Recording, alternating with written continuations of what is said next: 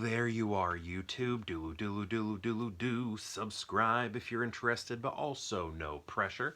Hey, what do you say we do a random ranking today? Let's go to my movie collection behind me and pick out 3 movies at random and then rank those films based on whatever criteria we come up with. I'll rank them here in the video, but if you'd like to rank them in the comments below, please feel free to do so.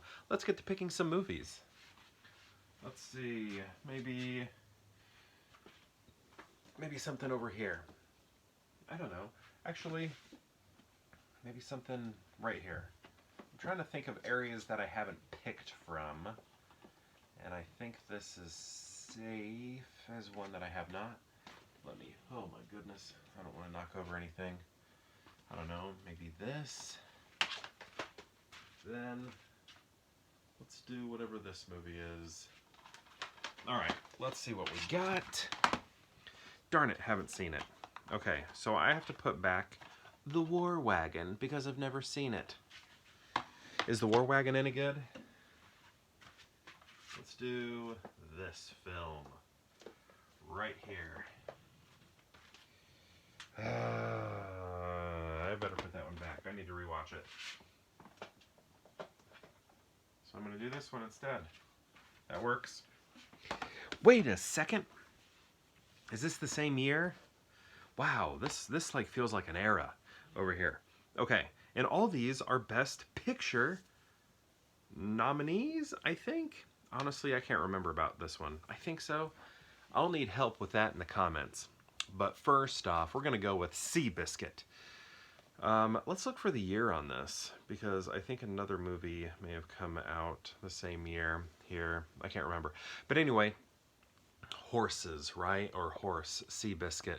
I always loved this movie. I seriously did. Like, I used to watch this a lot, and I don't know. I don't even know if I can explain why. It was just like, I don't know, let's put on Seabiscuit again. I was just doing that by myself. I was just watching this movie.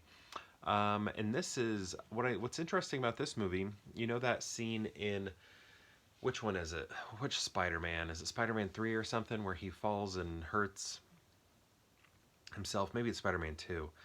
And then he's like, my back, my back, my back. That's because of this movie, because it got out in the news that he really hurt his back when making this film.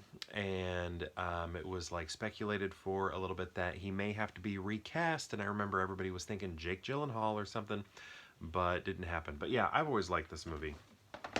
Next we have Scorsese's The Aviator. I saw this movie in the theater, and it was like on a triple date or something. Triple date, or is it? Yeah, I think, yep, there were 3 of us, 3 couples, but I honestly don't even remember how I felt about it at that time, but this is another movie that I used to watch all the time. I would always put this in, and I would, now this isn't necessarily a reflection of the film, but I used to fall asleep to it all the time. Not because it's, you know, bad, but because, I don't know, maybe it was never too loud or something. It was just a really nice movie to sleep to. Oh, it's very long. Maybe that was part of it too. I like to fall asleep to super long movies. So yeah, I don't know. I really like this, but I remember having an issue for a while, but I've gotten over it with not thinking that Leonardo DiCaprio looks enough like Howard Hughes. And I think some of that was because I had in my head like Jim Carrey, who I think has the facial structure for Howard Hughes. But then, like, that didn't happen. And honestly, I don't know if Jim Carrey would have been the right choice, but I could see him physically looking like him. And then when it was DiCaprio, I was like, but he doesn't really look like him. And even as I was watching the movie, I think some of the earlier times, it was like, I don't know, I just see DiCaprio here. And I think it's because his face is like, he has a wider, like, a wider face, not a longer face, you know? Like, this chin makes my face look longer, where if it's like this, it's, you know, wider. So, I don't know, but I like it now. Like, I don't know, but I don't even know if I disliked it, but I just had an issue with it, you know? Next we have Amistad. This is a Steven Spielberg movie. Look at this. We got Steven Spielberg, we got Scorsese, and we got, was the person, I think this was who also directed, who directed this? Was it the person who directed Pleasantville? I can't remember their name.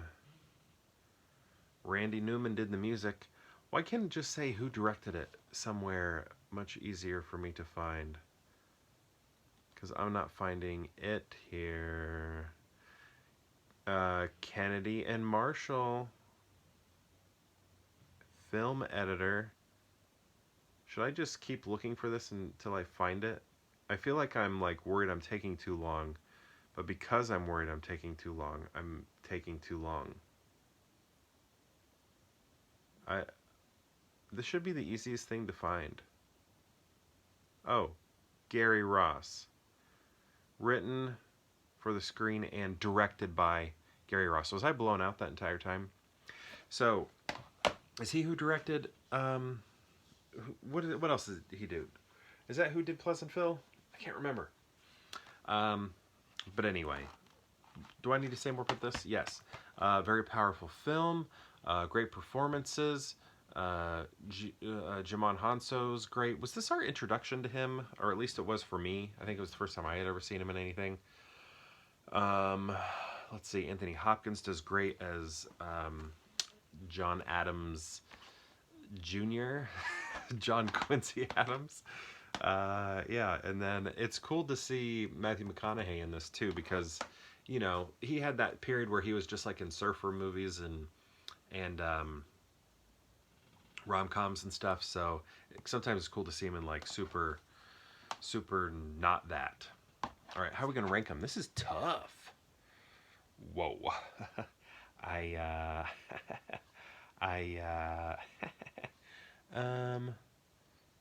You know, probably sacrilege and stuff, I know, but I'm gonna base this sort of like on my, look at all the colors here. These colors are all so similar.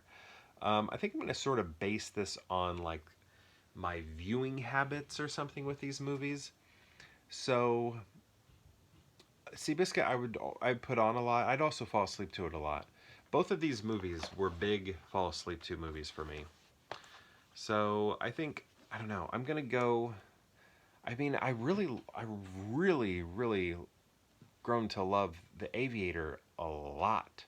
And I think I might actually, I think I like it better now than I do Seabiscuit. But I don't know, there's something like almost nostalgic about Seabiscuit for me right now that I need to put it at number one.